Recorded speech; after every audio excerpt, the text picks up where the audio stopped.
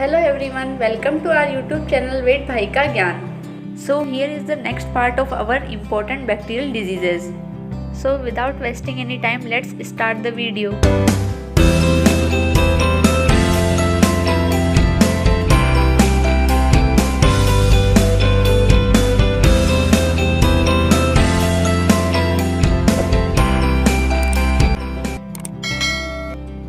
So here is our first disease, enterotoxemia.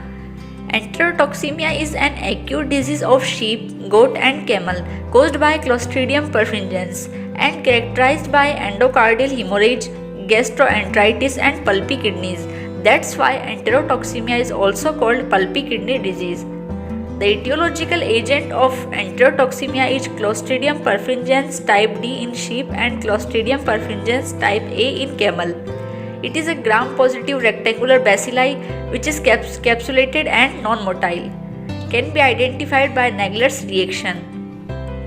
Important characteristic symptoms are overfilled stomach, sudden mortality and hyperglycemia. Macroscopic and microscopic features are enlarged pulpy kidney as you can see in this picture, congestion of abomasum and intestines, hemorrhage on endocardium and pericardium. These are some important features. We can diagnose this disease by history of overfeeding, symptoms and lesions and demonstration of toxins in intestinal stomach contents on mouse inoculation test. So here is the next important bacterial disease, which is tetanus. Tetanus is a bacterial disease of animals caused by the toxins of Clostridia and characterized by prolonged spasmodic contractions of muscles, stiffness and immobilization. It is also known as lockjaw disease. The etiological agent is Clostridium tetani, which is gram-positive, anaerobic and rod-shaped, produces toxins. The characteristic symptoms are convulsions, immobilization, stiffness of muscles and lockjaw.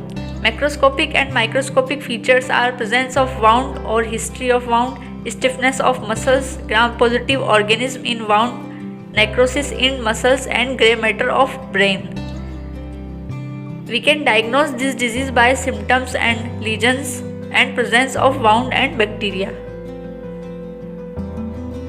So our next important disease is strangles. Strangles is an acute infectious disease of horses. Acute means a disease which becomes severe in a short time period. It is caused by streptococci and characterized by abscess in pharyngeal and maxillary lymph nodes. Pericarditis, it is inflammation of pericardium.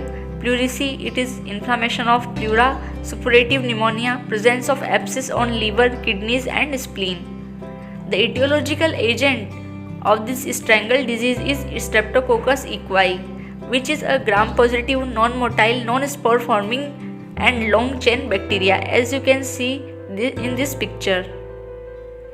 The characteristic symptoms are fever, abscess in throat region, dyspnea and one another important characteristic symptom is there is a unilateral nasal discharge in this disease. Macroscopic and microscopic features are abscess in pharyngeal and submaxillary lymph nodes as we see earlier, abscess in liver, kidneys and spleen, suppurative pericarditis, suppurative pneumonia, etc. Here you can see in this last third picture there is a unilateral nasal discharge and there is a swelling in pharyngeal and maxillary lymph nodes. The diagnosis of this disease can be made by symptoms, lesions, isolation of bacteria and some other immunodiagnostic tests like ELISA. So the next important disease is glanders. Glanders is an infectious disease of equines caused by Burkholderia species and characterized by ulcers in nasal passage, miliary nodules in lungs, edema of lymph nodes, lymphangitis and lymphadenitis.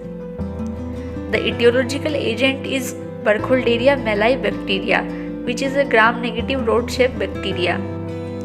The characteristic symptoms are fever, dyspnea, discharge of pus from lymph vessels and lymph nodes, ulcer in nasal passage.